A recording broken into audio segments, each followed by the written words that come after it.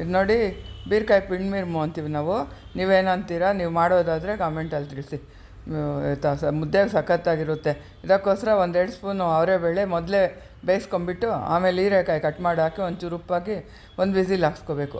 Mixie ಜಾರ್ಗೆ 2 ಸೋಟು ಕಾಯಿ ತುರಿ ಹಾಕ್ತಾಯಿದ್ದೀನಿ. ಫ್ರೆಶ್ ಕಾಯಿ ತುರಿ ಹಾಕ್ಕೋಬೇಕು ನೋಡಿ, ಚೆನ್ನಾಗಿರುತ್ತೆ. ಇದು ಒಗ್ಗರಣೆಗೆ ಬೆಳ್ಳುಳ್ಳಿ ಜಜ್ಜಿಟ್ಕೋಬೇಕು, ಕಾಳು ಮೆಣಸು ಕುಟ್ಟಿಟ್ಕೋಬೇಕು, ಒಣಮೆಣ್ಸಿನ್ಕಾಯಿ ಕಟ್ ಮಾಡಿ ಕರಿಬೇವು ಇಟ್ಕೋಬೇಕು, ಒಂದು ಟೊಮೊಟೊ ಕಟ್ ಮಾಡಿ ಇಟ್ಕೋಬೇಕು. ಇವಾಗ ಮಿಕ್ಸಿ ಜಾರ್ ಒಳಗೆ ಗಸಗಸೆ 1 ಸ್ಪೂನ್ ಹಾಕ್ಕೊಂಡು ನೀರು ಹಾಕ್ಬಿಟ್ಟು ಒಂದು 4-5 ಬೆಳ್ಳುಳ್ಳಿ ಕೂಡ ಹಾಕ್ಕೊಂಡು ರುಬ್ಕೊಳ್ಳಿ. ಘಮ ಸಖತ್ತಾಗಿರುತ್ತೆ. ಇದಕ್ಕೆ ಮೈನು ಕಾಳು ಮೆಣಸು ಬೆಳ್ಳುಳ್ಳಿ ಹಾಕಲೇಬೇಕು ನೋಡಿ. ಒಗ್ಗರಣೆಗೆ ಸಾಸಿವೆ ಜೀರಿಗೆ ಹಾಕ್ಕೋಬೇಕು. ಚಿಟ್ಪಟ ಅಂದಮೇಲೆ ಕರಿಬೇವು ಕರಿಬೇವು ಮತ್ತು ಒಣಮೆಣ್ಸಿನ್ಕಾಯಿ ಬೆಳ್ಳುಳ್ಳಿ ಹಾಕ್ಕೋಬೇಕು. ಇದು ಸ್ವಲ್ಪ ಫ್ರೈ ಆದಮೇಲೆ ಟೊಮೊಟೊ ಹಾಕ್ಕೋಬೇಕು. ಟೊಮೊಟೊ ಹಾಕ್ದಿದ್ರೂ ಚೆನ್ನಾಗಿರುತ್ತೆ. ಇದು ನಾನು ಇವತ್ತು ಹಾಕಿದ್ದೀನಿ, ಹಾಕ್ದಿರ ಇರೋದು ವೀಡಿಯೋ ಇದೆ, ಬೇಕಾದ್ರೆ ಲಿಂಕ್ ಕೊಡ್ತೀನಿ ಕೇಳಿ.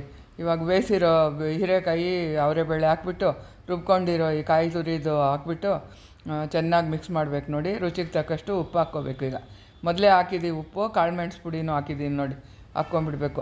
ಉಪ್ಪು 2 ಸಾರಿ ಹಾಕಿದ್ದಲ್ವ, ಸ್ವಲ್ಪ ಜಾಸ್ತಿ ಆಗಿಬಿಡ್ತು.